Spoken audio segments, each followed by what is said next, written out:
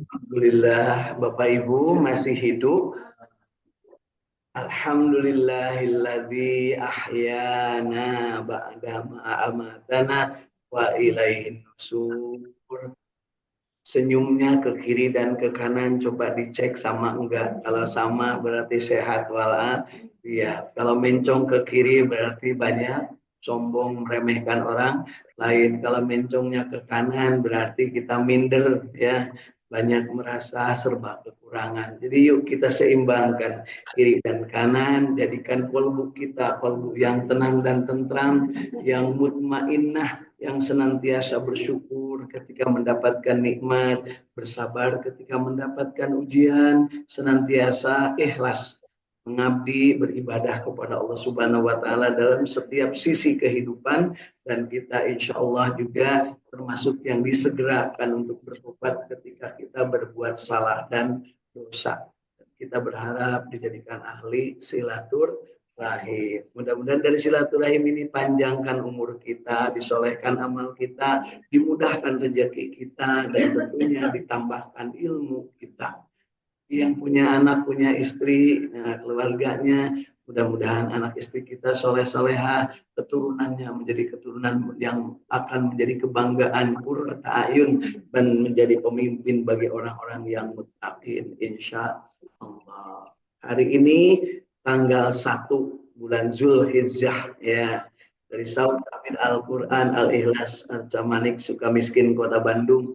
Mudah-mudahan yang sudah berniat saum hari ini mantapkan niatnya, mudah-mudahan kita diberikan keberkahan, mampu melaksanakan saum sunnah mulai tanggal 1 sampai dengan tanggal 9. Yang belum berniat, kalau memang ada keinginan, maka tidak apa-apa niatnya sekarang. Meskipun tadi mungkin udah meneguk kopi ya, atau apa, tapi niatkan karena ini saum sunnah, jadi dibolehkan niatnya setelahnya keluar setelah terbit fajar.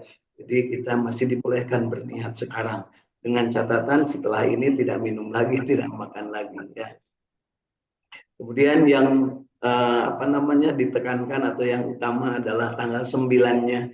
Jadi yuk kita siapkan hari ini, kita niatkan nanti di tanggal 9 kita untuk kuat melaksanakan saum Arafah. Saum di hari ketika orang-orang yang menunaikan ibadah haji, para jamaah haji sedang menjalankan wukuf di padang Arafah. Bapak Ibu, di saum Tahfidz Al-Quran, sehat walafiat, udaranya segar, dan insya Allah kita juga dalam keadaan yang sudah meluruskan masjid kita menuju ke Baitullah ya. Jadi hari kemarin dan hari ini dari Departemen Agama disarankan untuk meluruskan tempat ibadah kita ke arah masjid, ke arah Baitullah. Jadi kisahnya hari kemarin ya dan hari ini, matahari itu pada pukul 16 lebih 18 menit di waktu di sana azan duhur, matahari itu persis berada di atas Ka'bah. Jadi kalau pengen lihat kemana arah Ka'bah kita, lihatlah matahari pada jam 16 lebih 18 menit tanggal kemarin dan hari ini. Nah, jadi lihat apakah kita lurus ke Ka'bah atau tidak. Alhamdulillah masjid kita sedikit sekali mencengnya, jadi tidak usah pakai garis seperti ini, tapi nanti kita menyesuaikan sebelum sholat dimulai ya. Alhamdulillah. Dan hari ini juga kita saksikan melalui media digital, baik televisi yang langsung ataupun melalui sahabat-sahabat kita yang sedang menunaikan ibadah haji, betapa tanggal 1 Zulhijjah ini di sana di Masjidil Haram penuh sekali orang yang sedang beribadah tawaf ya, beribadah tawaf ya. Mudah-mudahan kita termasuk yang pada saatnya akan berada di Masjidil Haram dan melaksanakan ibadah tawaf. Amin ya Allah ya Rabbal alamin. Yang sudah yuk niatkan kembali, yang belum kuatkan niat insya Allah. Kalau Allah sudah menghendaki, maka kita akan diberikan istiqomah. Walillahi ala nas hijjul bait man istata'a ilaihi sabila. Demikian kata Allah Subhanahu wa taala. Dan kita sambut dengan mengucapkan labbaik Allahumma labbaik, labbaik la syarika lak labbaik Innal hamda wan ni'mata laka wal mulk la syarikalah. Pada saatnya kita akan berada di depan Baitullah dan kita akan mengatakan Allahumma antas salam wa minkas salam wa ilaika ya'udus salam wa hayyina rabbana bisalam wa adhilna jannata daras salam tabarakta rabbana wa ta'alaita ya dal jalali wal ikram, dan menatap Ka'bah dengan pandangan yang penuh cinta, penuh rindu, dengan mengucapkan Allahumma zid hadal bait takriman wa takriman wa birran. Alhamdulillah, insya Allah. Ya, di luar sana lewat media hadir kawan-kawan kita, sahabat-sahabat Jinten yang berada di Bogor. Alhamdulillah, Kang Agus Jafar Sidik ya bersama keluarga di Cipamokolan dekat Masjid Al Jabar, ada Kang Ahmad Widyadi bersama keluarga. Dari Bogor juga Alhamdulillah Kang Yayan Barlian, Alhamdulillah ahli IT kita yang banyak membantu buat dokumentasi ya dan catatan. Mudah-mudahan Bapak Ibu sudah menikmatinya ya, betapa dalam hitungan detik kita bisa tahu apa yang saya ucapkan, apa yang saya sampaikan, bacaan kita seperti apa, dan tidak dikurang, tidak ditambah ya. Jadi kalau ada yang keliru, saya juga bisa langsung mengevaluasi, oh ternyata kelirunya di sini. Alhamdulillah, terima kasih Kang Yayan. Kemudian ada Teh Irin dari Cirebon, Kanoman ya, insya Allah mudah-mudahan dalam keadaan sehat walafiat. Kang Irwan Fikri nih dari Bojong Soang, selamat bergabung Kang Irwan bersama keluarga. Kang Indra Gunadi dari Radio Kilait FM 107,1 Bandung dan keluarga dengan serta kru Radio Kilait FM serta Teh Tati dari Jatiwaras Tasikmalaya yang sedang berada di rumahnya bersama keluarganya. Kemudian ada Bu Hilda Martina Rahayu dari Cirebon bersama keluarga, dan ya alhamdulillah semuanya sudah berabsen. Ibu Is kelihatannya belum bergabung ya. Mudah-mudahan kita semua dalam keadaan sehat walafiat, dan mari hari ini kita tambahkan keberkahan.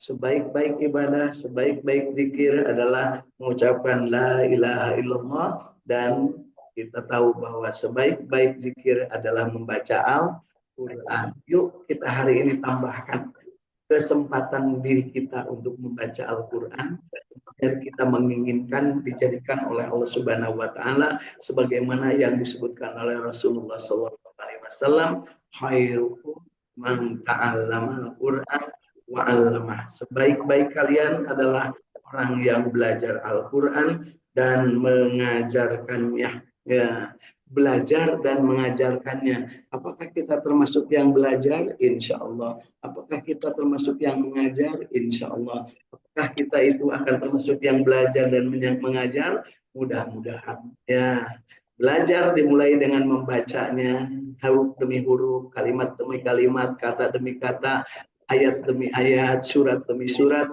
Nah, kemudian kita memahaminya dengan bantuan peralatan yang berupa kitab-kitab tafsir yang sudah diterjemahkan.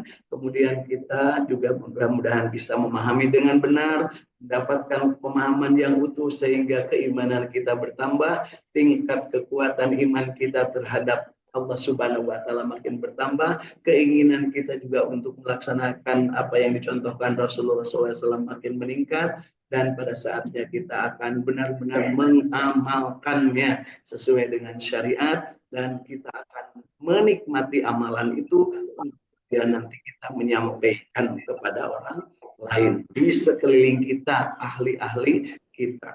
Nah, ketika menyampaikan jangan lupa yang nikmatnya saja yang disampaikan, yang nggak nikmatnya nggak usah. Ya, yang disampaikan Pak, yang nikmatnya saja. Supaya apa? Supaya orang lain ikut menikmati. Lamun susah mah kadang-kadang tidak direncanakan juga langsung tersampaikan. Naudzubillah. Ya.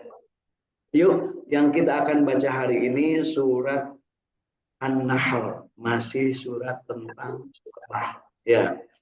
Kita akan baca mulai ayat ke-76 ya. 77. Nah, kita dari 76 dulu ya. 76 karena ini 76 ini kaitannya langsung dengan 77. Ayat 76 surat An-Nahl. A'udzu billahi minasy syaithanir rajim.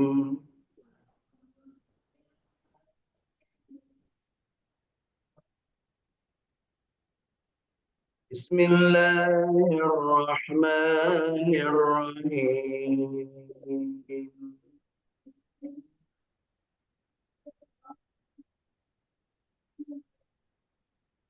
وضرب الله مثلا رجلين أحدهما أبركم كم لا يقدر على شيء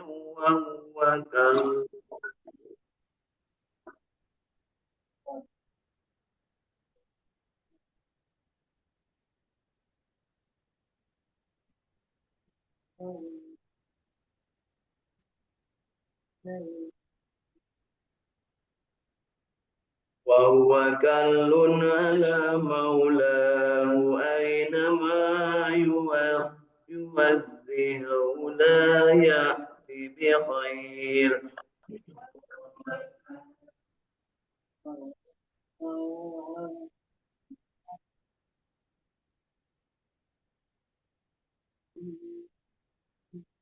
هل يستوي هو ومن يأمر بالعدل وهو على صراط مستقيم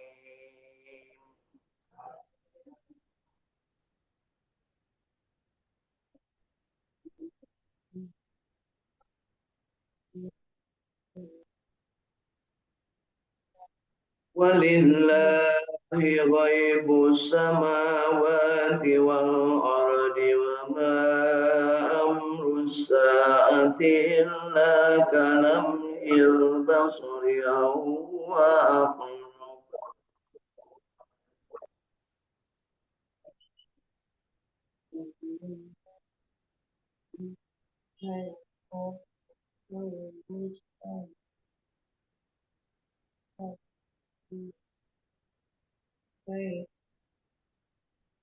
إن الله على كل شيء قدير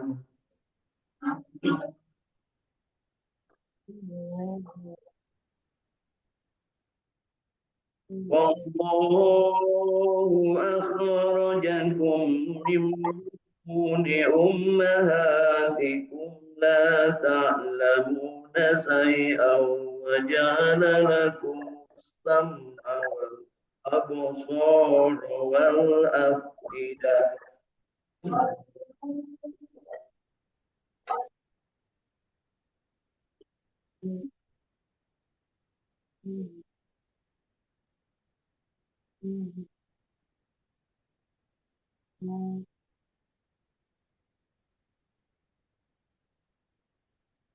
وجعل لكم السمع والأبصار والأفئدة لعلكم تشكرون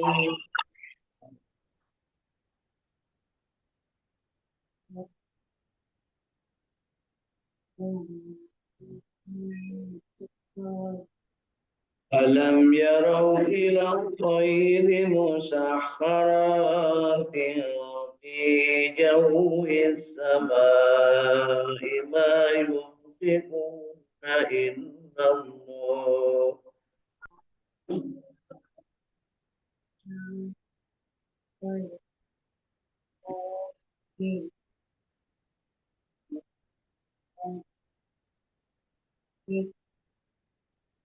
إن في ذلك لآيات لقوم يؤمنون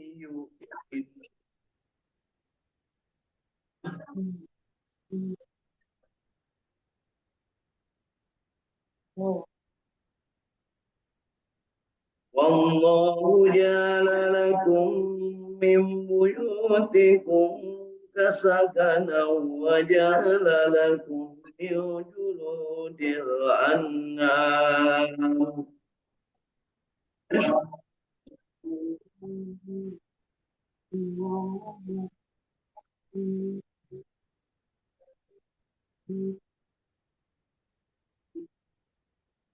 وجعل لكم من جلود الأنعام بيوتا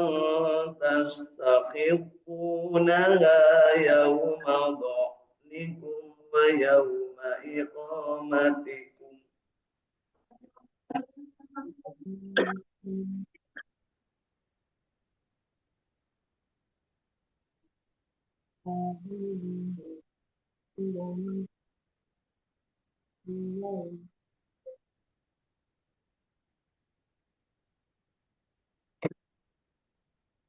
ويوم إقامتكم ومن أصوافها وأوبارها وأسفارها أساسا ومتاعا إلى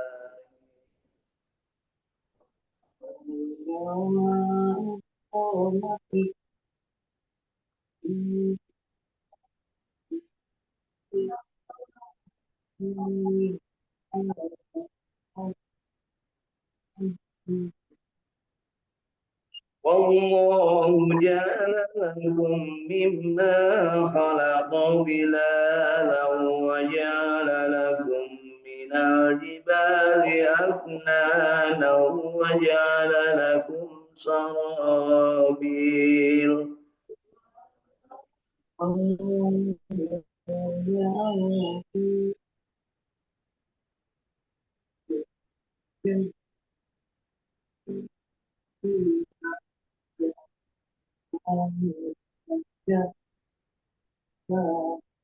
وجعل لكم سرابيل تقيكم الحر وسرابيل تقيكم بأسكم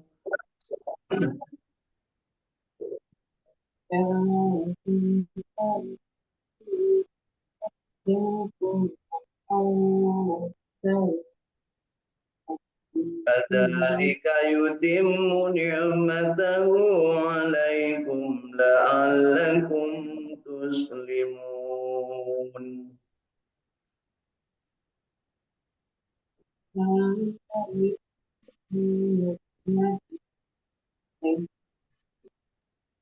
فإن تولوا فإنما عليك البلاغ المبين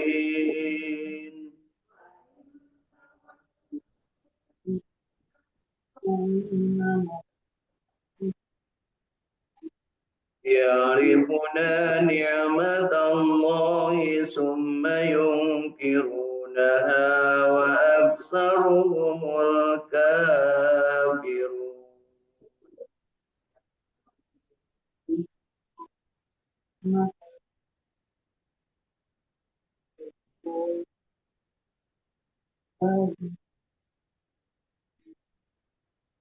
ويوم نبعث من كل أمة شهيدا ثم لا يؤذن للذين كفروا ولا هم يستعتبون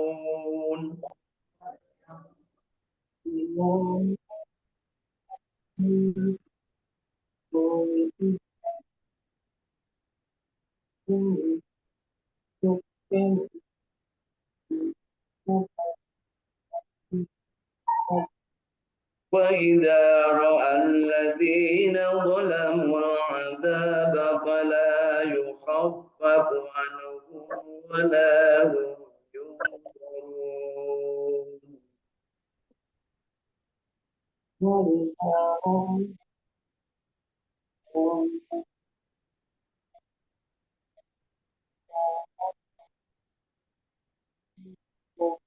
وإذا رأى الذين أشركوا شركاءهم قالوا ربنا هؤلاء شركاؤنا الذين كنا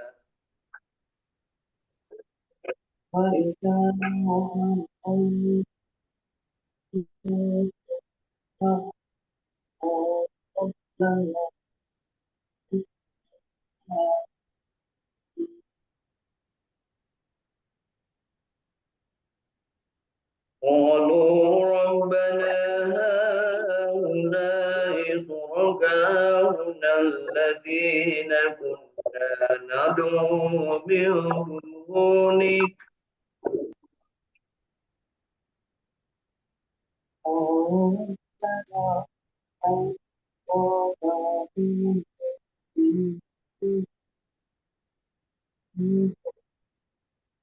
فألقوا إليهم القول إنكم لكاذبون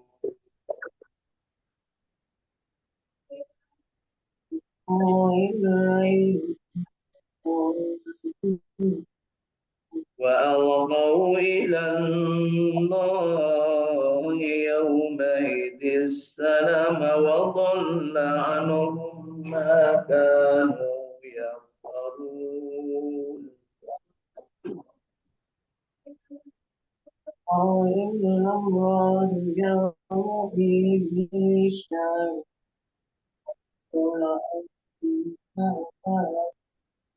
الذين كفروا وصدوا عن سبيل الله زدناهم عذابا فوق العذاب بما كانوا يفسدون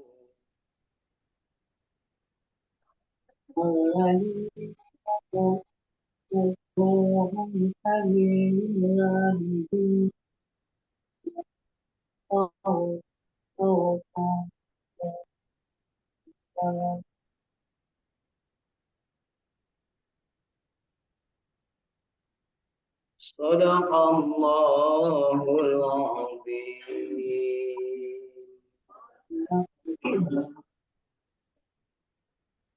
Allahumma arhamna bil Quran. Bapak Ibu, apa yang sudah kita baca dari surat An-Nahl mulai ayat ke-76 sampai ayat ke-88, mudah-mudahan 13 ayat ini menjadi saksi di yaumul kiamah bahwa kita pernah membacanya.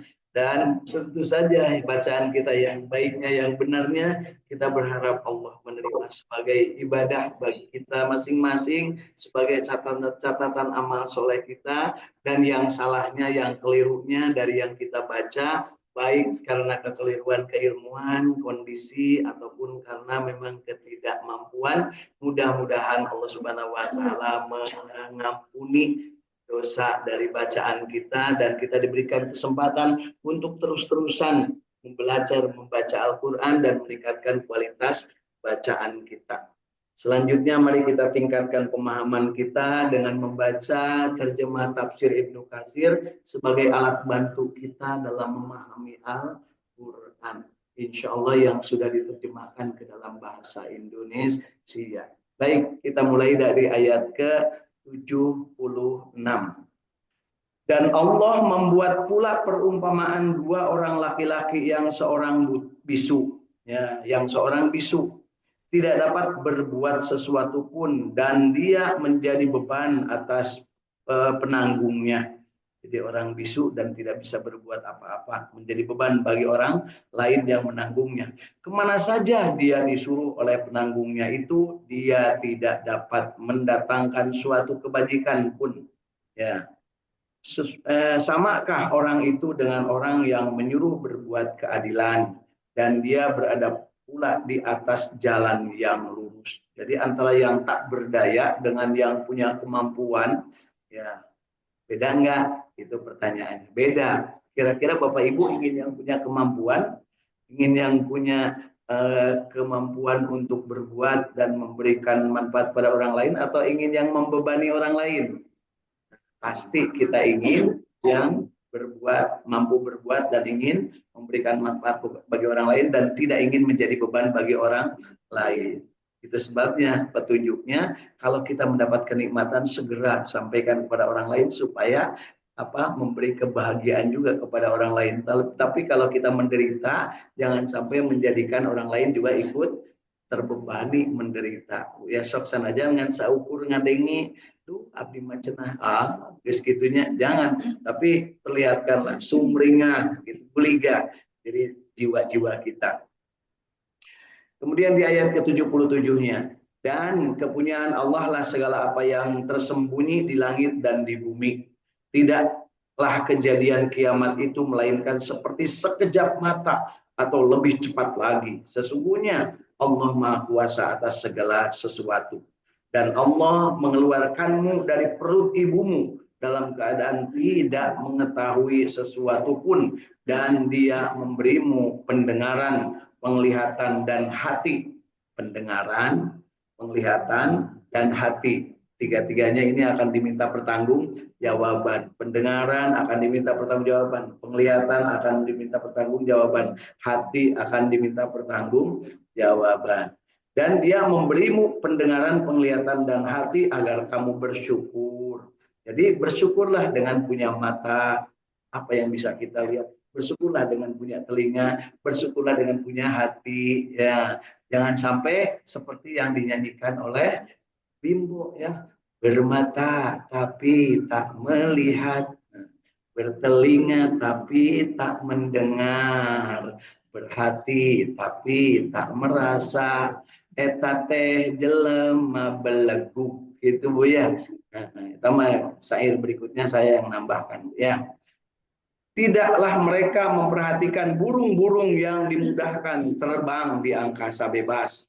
Tidak ada yang menahannya selain daripada Allah. Sesungguhnya pada yang demikian itu benar-benar terdapat tanda-tanda kekuasaan dan kebesaran Allah bagi orang-orang yang beriman. Nah, jadi Bapak Ibu, segala sesuatu di dunia ini bagi orang yang beriman dan menggunakan matanya, telinganya, dan hatinya untuk mensyukuri atau menikmati tanda-tanda kebesaran Allah, maka itu akan menambah tingkat keimanan. Jadi yuk kita manfaatkan mata kita, pendengaran kita, hati kita.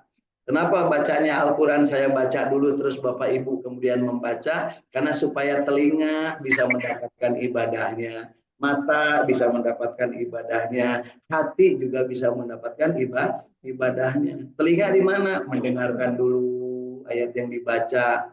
Nah, kemudian mata melihat 2 kali paling tidak. Waktu saya baca dengan waktu ibu baca kan pasti melihat juga.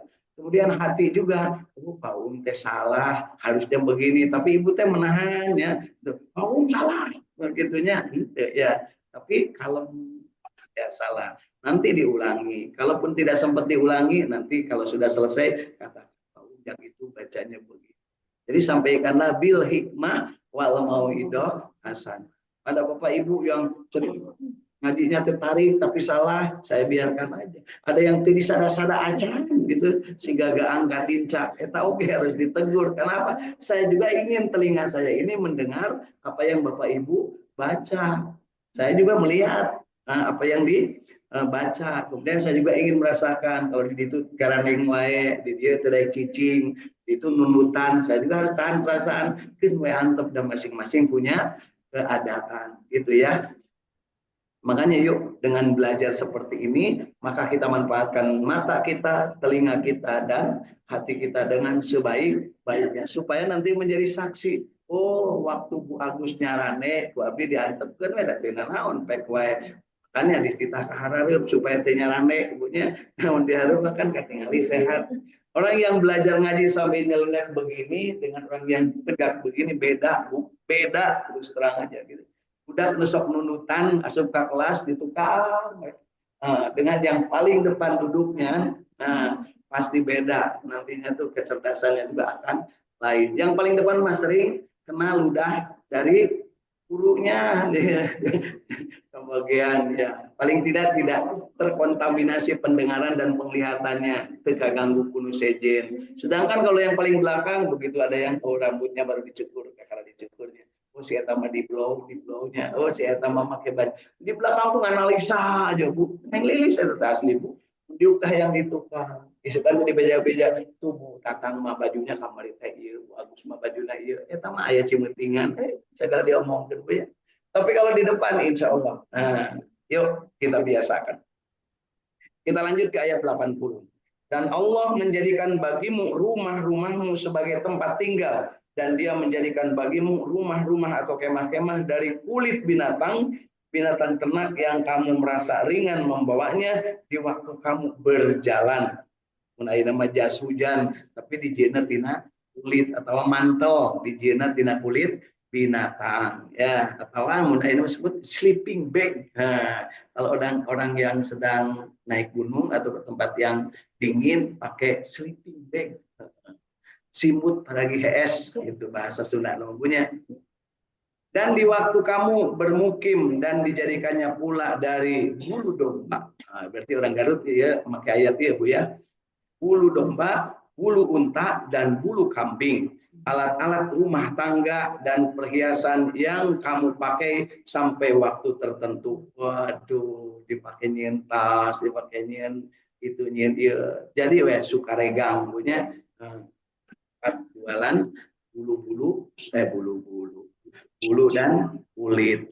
Dan Allah menjadikan bagimu tempat bernaung dari apa yang telah Allah ciptakan. Dan dia jadikan bagimu tempat-tempat tinggal di gunung-gunung. Dan dia jadikan bagimu pakaian yang kamu memeliharamu dari panas. Dan pakaian atau baju besi yang memeliharamu dalam peperangan.